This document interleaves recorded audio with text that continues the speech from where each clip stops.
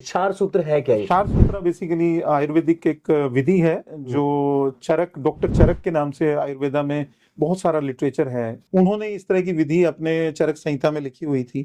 उसी को काफी डॉक्टर्स आज फॉलो भी करते हैं। इनफैक्ट एलोपैथिक डॉक्टर्स भी इसको फॉलो करते हैं। उसमें कुछ इस तरह से होता है कि धागा लेकर के, जैसे हम लोग स्टिच कर दिया किसी चीज को, तो वो स्टिचिंग कर दिया, उसको एक क्षार सूत्रा, सूत्रा मीन्स धागा, ओके। तो वो उस तरीके से उसको करते हैं और वो प्लानिंग करके करते हैं। बट जैसा मैंने बताया कि वो सर्जरी है। नेक्स्ट डे जब आप स्टूल पास करेंगे 2 दिन में, 3 दिन में, और फिर से हार्ड स्टूल पास होगा, वो भी ओपन हो जाएगा धीरे धीरे करके।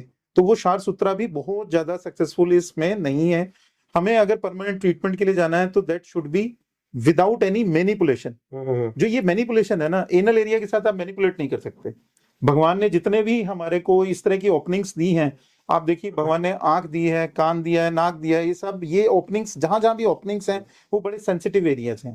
बॉडी के सभी सेंसिटिव एरियाज हैं। इनफैक्ट जहां से हम पी करते हैं वहां से भी वो सेंसिटिव एरिया है। उसमें भी हम बाद में डिस्कस करेंगे कि यही प्रॉब्लम पीछे आपको एनल फिशर हो गया पोटी वाली जगह में, साथ में अगर आपको पी वाली जगह पे आपको लगता है कि मैं पी करते वक्त मेरे को जलन हो रही है, आपको ये फिशर्स जो हैं वहां तक भी आपको इन्फेक्शन दे सकते हैं। ओके, वहां तक भी इन्फेक्शन जाता है, और इसमें एनोरेक्टल कैंसर होने के चांसेस सबसे ज्यादा है। दैट इज वेरी हार्मफुल, जो वेरी हार्मफुल। एंड उसी की वजह से आजकल जेनिटल कैंसर और एनोरेक्टल कैंसर, और फीमेल्स में बात करूं तो सर्वाइकल एरिया का कैंसर, सर्वाइकल, ये वाला सर्वाइकल नहीं, सर्वाइकल में बात कर रहा हूं, जो फीमेल पार्ट होता है उसका, वेजाइना का जो फ्रंट का पार्ट हम लोग बोलते हैं, उसमें सर्विक्स, उसको हम लोग बोल देते हैं यूट्रस का मुंह, यानी सर्विक्स जो है उसका, बच्चेदानी का जो कैंसर है, बच्चेदानी के मुंह का कैंसर जो है वो काफी कॉमन है। Number of research are going on, और ऐसा रिकमेंड भी करते हैं कि एचपीवी वैक्सीन लगाने से सर्वाइकल कैंसर कम हो जाता है, और भी इस तरह की चीजें जो मार्केट में अब आ रही हैं।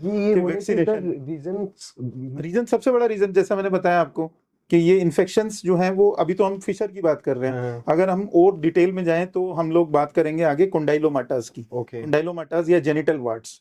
जेनिटल वार्ट्स अपने आप में एक बहुत बड़ा रीजन है आगे जेनिटल कैंसर्स का, जिसमें स्पेशली फीमेल्स की बात करें तो सर्वाइकल कैंसर्स। यहाँ जेनिटल वार्ड्स पे भी हम आएंगे। उससे पहले मैं ये जानना चाहूंगा, ये जो आपका क्षार सूत्र, इसके मींस इसको लेने के बाद जो भी पेशेंट्स आते हैं, इसके प्रिकॉशंस के बाद, इसके करवाने के बाद जो आपके पास पेशेंट्स आते हैं, उनको आप कैसे हैंडल करते हैं? उनको भी हैंडल करने का हमारा तो होम्योपैथी में सिंपल फंडा है। जहां पेन है, तकलीफ है, डिस्कम्फर्ट है, पेन उसको, पेशेंट को बिफोर स्टूल भी महसूस हो सकती है, केवल प्रेशर के साथ भी उसको पेन हो सकता है कि मेरे को पोटी का प्रेशर है, पेन हो रहा है, पोटी नहीं आ रही है, बिकॉज कॉन्स्टिपेशन भी है, स्टूल इज वेरी हार्ड। तो वो जो सिम्टम्स हैं, sign and symptoms are the language of disease.